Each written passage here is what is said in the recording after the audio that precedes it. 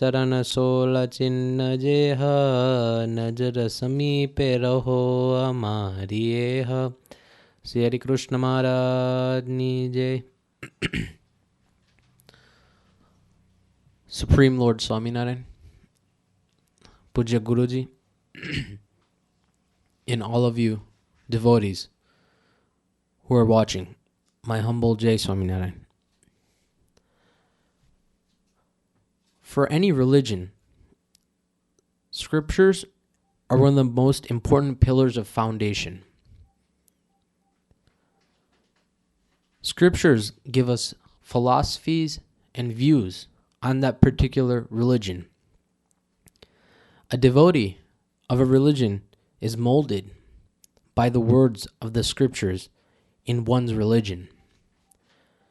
Meaning, after one reads or after one hears from a saint a various scripture, one's mind absorbs those words, and then one completely changes in that manner. So, that's why scriptures are one of the most important foundations of a religion. But scriptures in the Swaminarayan sect are somewhat special in a way. You may think there may be just the same thing, paper, and paper which has print on it, but why is it different? Well, I'll show you the reasons why. It's not about the paper itself. It's about those words that are written in the scriptures that really give it an extraordinary definition. After much research, I found that such scriptures, there is such a scripture where Bhagwan Swaminarayan has spoken and his disciple saints have written and composed at that very moment. Now, I want to share a fact with you. There has been no other God in the past who has spoken, and at that very moment, those words have been written down on a manuscript, or to be even composed in such a way. Meaning, only when Bhagwan Swaminarayan arrived on this earth and his saints and devotees were among him, they wrote those words and they made them into a book. And today I want to talk about that. But I want to talk to you about a particular part of this book that Shree Maharaj says inside that Nityanand Swami brought the manuscript and presented it to Shree Maharaj. Shree Maharaj examined the manuscript and was extremely pleased. Now, this is only a part of what I'm talking about, but you'll understand the meaning when I talk further about it. Now, you may be thinking, what scripture may this be? I know there's a lot of scriptures in our religion, but it is none other than the nectar words of the Supreme Lord Swaminarayan compiled into a book known as the Vachnamrut. Today I want to talk to you about the Vachnamrut because we hear the name on a daily basis. We even might have it at our homes. But what is the importance? What is the glory of this book? I want to explain to all of you. But before we do this, there are two scriptures in the Swaminarayan sect. One is the Shikshapatri, and the second is the Vachnamrut, which are, the Shikshapatri is actually written by Lord Swaminarayan himself, and the Vachnamrut is actually spoken by Lord Swaminarayan himself. The Shikshapatri contains the codes of conduct, meaning how should one behave in one's daily life, how should one act financially, socially. Such kinds of commands are laid down by Lord himself. And the Lord also guarantees that whoever follows these commands will be happy not only in this world, but the world after. So this is also a very significant scripture in our sect. But the Vachnamrut is actually spoken by Lord, and it is compiled and written by saints. But why is it so different? Well, it's the heart of the whole Swaminarayan sect. It's the philosophy and the principles which are so important and which have no value that is comparable on this earth. Due to this, we can say that we worship the Vachnamrut. Every year, it's called Vachnamrut Jayanti. And one actually does the pujan of the Vachnamrut, and one actually worships it in such a way, because just like how the Shikshapatri is known to be the personified form of the Lord, same goes with the Vachnamrut because of its philosophy and its principles. It's the very core of our religion. It molds each and every devotee. It develops a factor in such a person's mind that can never be overturned by anything. But we'll learn about that as we go further on. But first of all, the Vachnamrut. What does it exactly mean, you might think? Vachan. You can say it means words. And Amrut means the essence or nectar. So you can say it's the nectar words of the Lord himself. This is the meaning. But to get into some history, when Shree Maharaj descended from Akshardham about 230 years ago on this earth, he made and composed many, many discourses in front of his disciples. Over 2,000 discourses were noted by saints in the time of Shree Maharaj, but only 262 were approved by Shree Maharaj, which were compiled to make the Vachnamrut. These 262 Vachnamruts were delivered between the time of November 26, 1819 to July 25th, 1829, a 10-year span. So Shree Maharaj his saints compiled, but he spoke these nectar words, and they were all selected, and they were compiled into the book, which we're talking about today, the Vachnamrut. But this book records the dialogues and conversations between God and his disciples, answering philosophical and religious questions, examining doctrines, formulating terminology concerning both theoretical and practical points of views in daily life and in spiritual sadhana. Now, there's so many principles, so many things that we can learn from the Vachnamrut that one's life can completely turn around for the better, but one can learn to attain happiness from the idol of God. One can learn to attain happiness from God and his saints and not this world. Such techniques are shown by Bhagwan himself, which no other scripture in world religions has. We can say that there are many world religions and there are many scriptures like the Bible, the Quran, and so on.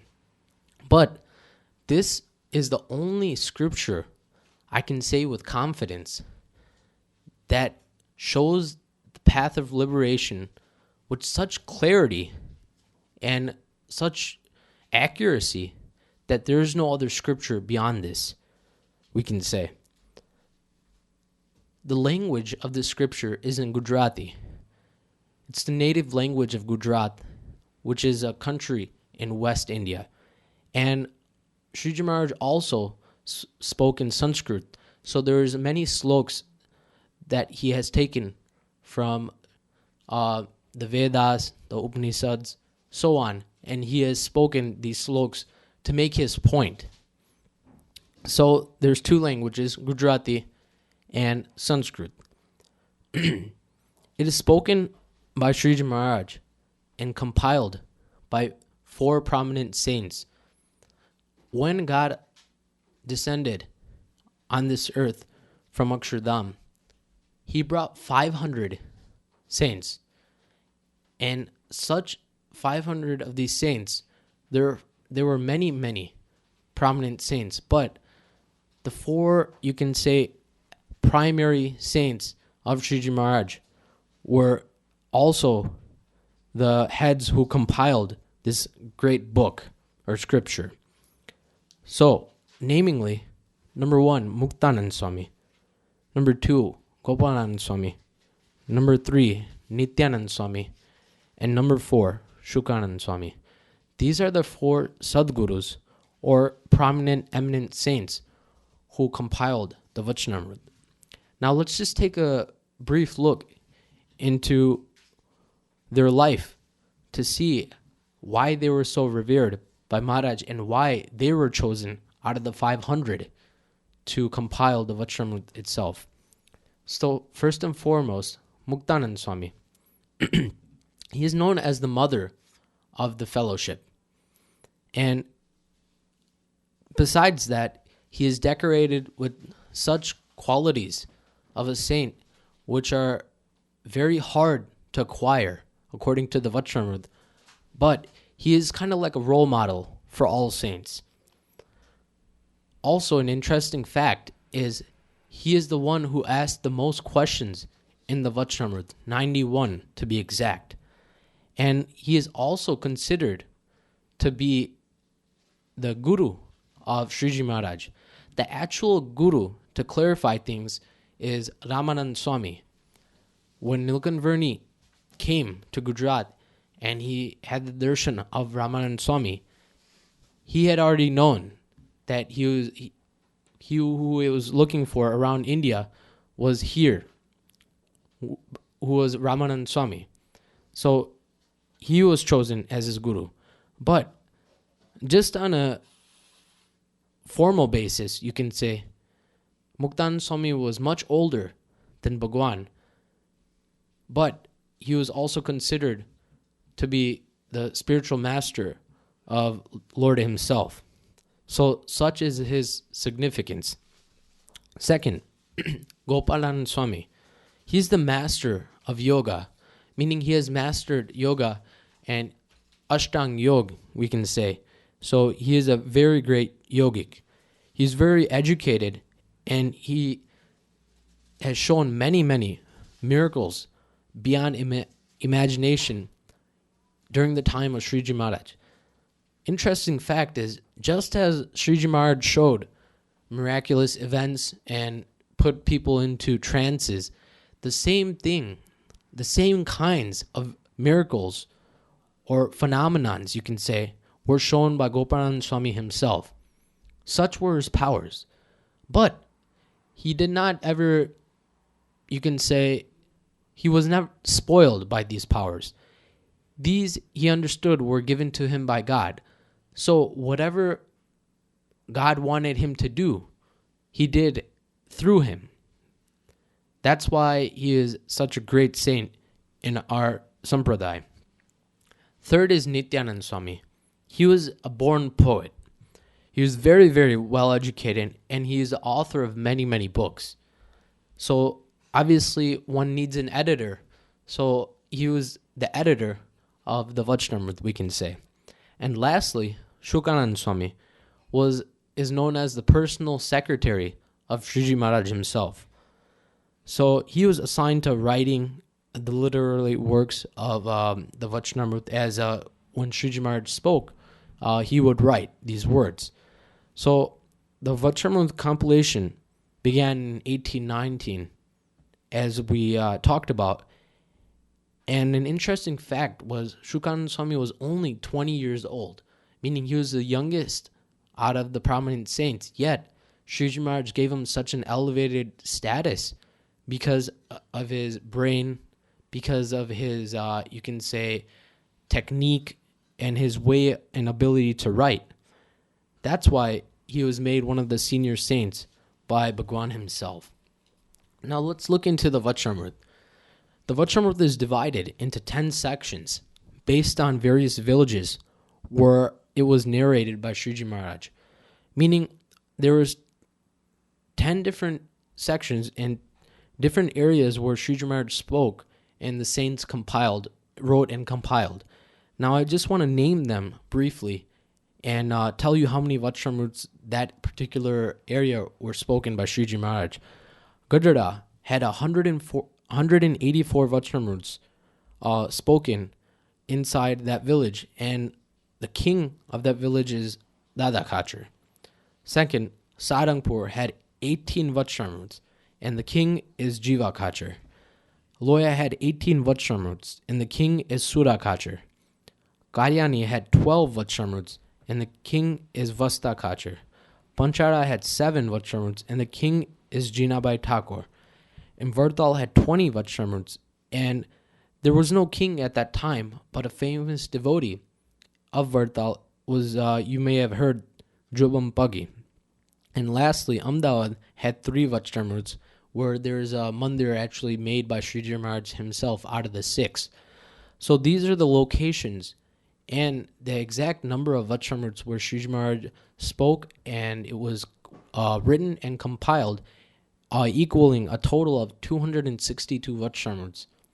So these are the areas, and they're so important because whenever people from outside of India go to India, the devotees go to these areas and they worship these areas because God has sat here. He has spoken these words of nectar.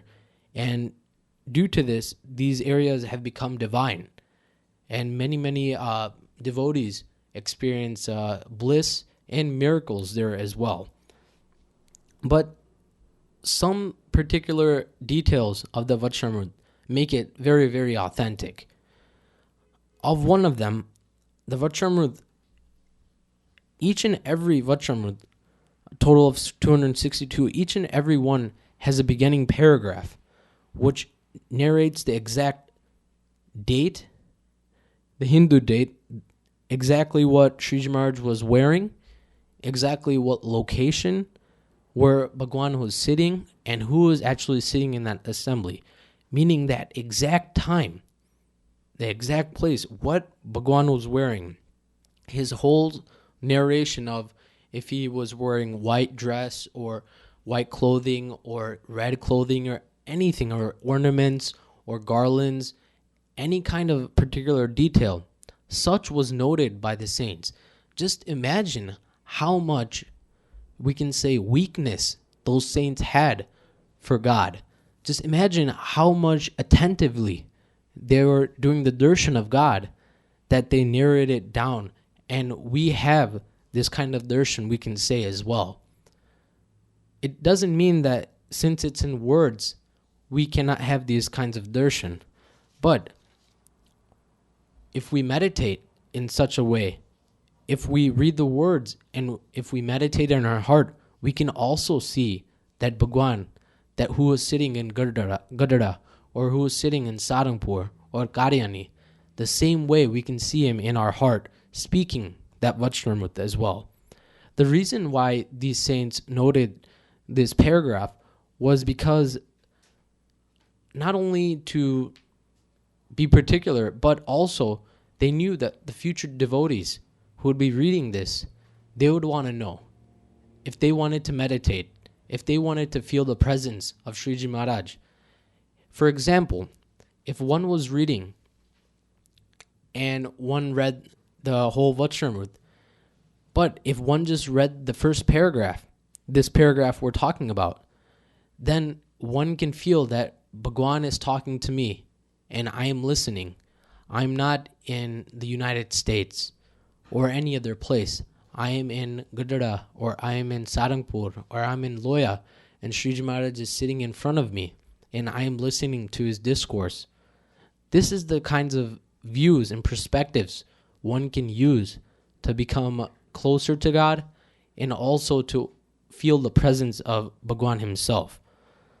So we've talked about the surface of the Vachnamrut, meaning how was it made, who was it made by, the time span, all these kinds of minor details we talked about. But let's take a little deeper look into the Amrut, or the essence of it.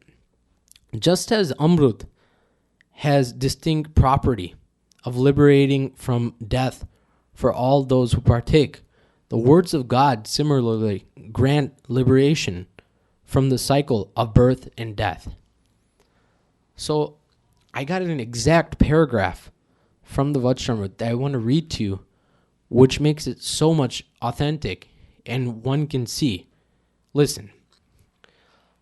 Finally, Shree Maharaj added, "What is this discourse which I have delivered it before you like? Well, I have delivered it, having heard and having extracted the essence from the Vedas, the Shastras, the Purans, and all other words on this earth pertaining to liberation. This is the most profound and fundamental principle. It is the essence of all essences. For all those who have previously attained liberation, for all those who will attain it in the future, and for all those who are presently treading the path of liberation, this discourse is like a lifeline." This is from Gadara, middle chapter 28th Vachnamrut, to be exact. If one wants to read this exact Vachnamrut, one can go, and at the last paragraph, Shree Maharaj says these words, meaning Bhagwan has just not spoken these words out of any kind of just randomly, but he has actually extracted the essence of all the most deepest and most knowledgeable scriptures, and he has taken the fundamental principle and he has given it to us. Meaning, we don't know how to read Sanskrit or other languages. We don't know how to examine or understand the Vedas or Upanishads or any of these kinds of scriptures. But Bhagwan has taken them and he has condensed it for us. And he has actually spoken in the language of Gujarati. And also, I can tell you that the Vachnamrut is also translated into English as well. So many people can take the benefit of that because English is a universal language. So Bhagwan has condensed it and made it so much easier for us to tread the path of liberation. So what bigger gift than this, we can say. But back to my point. We are just going on the surface, but now let's take a deeper look what's inside the Vachnamrut exactly. Well, I just want to overview. First, it's the gist of the Vedas, Atma realization one learns about, the Upasana of God, meaning being close to God and also believing and having firm faith that God has a form, the manifestation of God on this earth, and the glory of a God-realized saint, an ekantik dharma, spiritual state of gunatit, principles to attain moksha, the nature of the mind, vicious natures like ego, lust, greed, swabhavs, meaning nature and how to destroy them, such technique, the glory and the importance of God and his true saint, controlling our senses and mind, and faith and refuge in God. All these topics are covered in various Vachnamruts by Shree Maharaj himself. Now, if we think about it, for a person who is completely engrossed in the spiritual world, this is kind of like a gold mine, you can say. Why? Because it shows you everything. Just like how if one goes to the Barnes and Noble store or any bookstore, there's those books, to learn English for dummies or to driving for dummies. Those easy books that show you a very easy way to do something. The SATs for dummies or the ACTs for dummies. That book particularly I'm talking about. In the same way, Shree Maharaj has condensed it in such a way that on one hand, if one doesn't know anything, one still can learn something. And on another hand, if one is very, very knowledgeable in many, many scriptures, but if one reads this Vachnamrut, I guarantee you that person's point of view would change. He would think that such a scripture, how could it be spoken? How could it be written? Because it's the essence of all the scriptures. And only God himself can do such kind of task. That's why its glory and significance is so highly profiled in our religion. So these are just some of the topics that are covered in the Vachnamrut.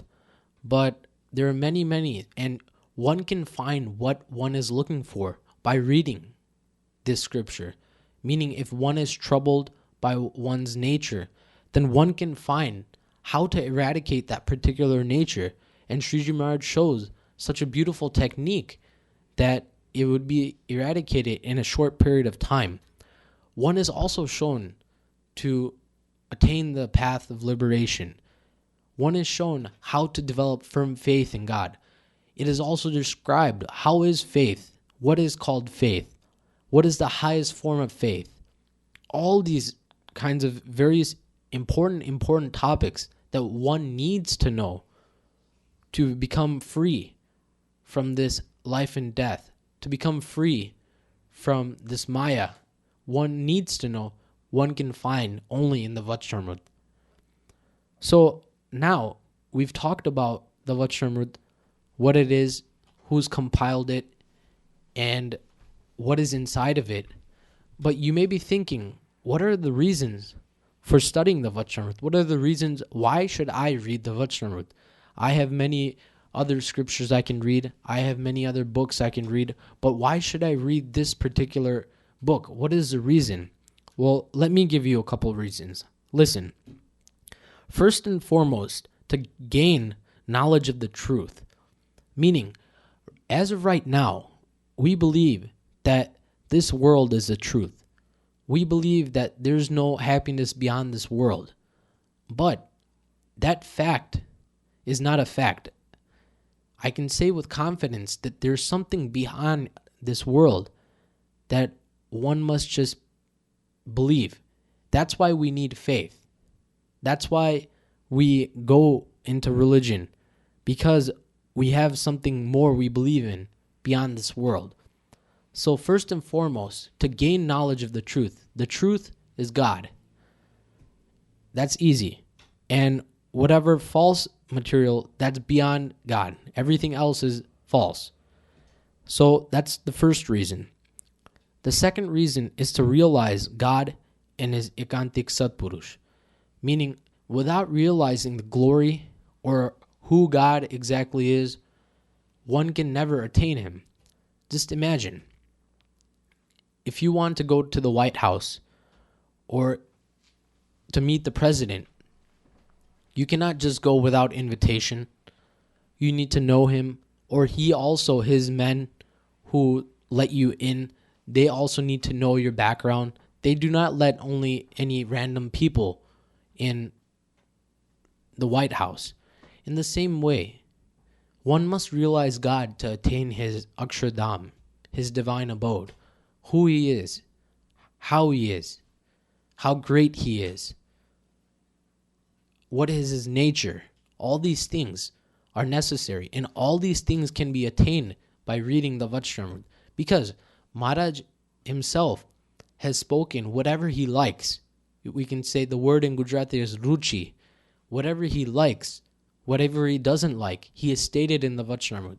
That's why it's such an important scripture for us. And also to realize the Ekantik Sadpurush. According to the Vachnamrut, without realizing the greatness of the Ekantik Satpurush, without developing affection for such a saint, one can never attain liberation. Meaning, if we only realize God, it doesn't end there. But to realize God, we need to first realize his true Ekantik Satpurush. And after that's done, God can be realized easily. That's why it's such an important factor. The third reason, to identify and to eradicate one's faults. Now, this soul has been punished by various kinds of natures, such as lust, anger, greed, and so on. And it's been punished for millions and millions of years. But it has not identified its weakness. It has not recognized that whatever is troubling me is actually taking me away from God. Due to this, the ignorance remains. But the Vachnamrut helps one identify one's fault.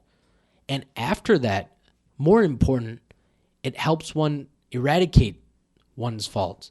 Meaning, it's harder to first identify, but more than that, to eradicate is even difficult because that habit has been set in for millions and millions of lifetimes. We've been doing the same thing.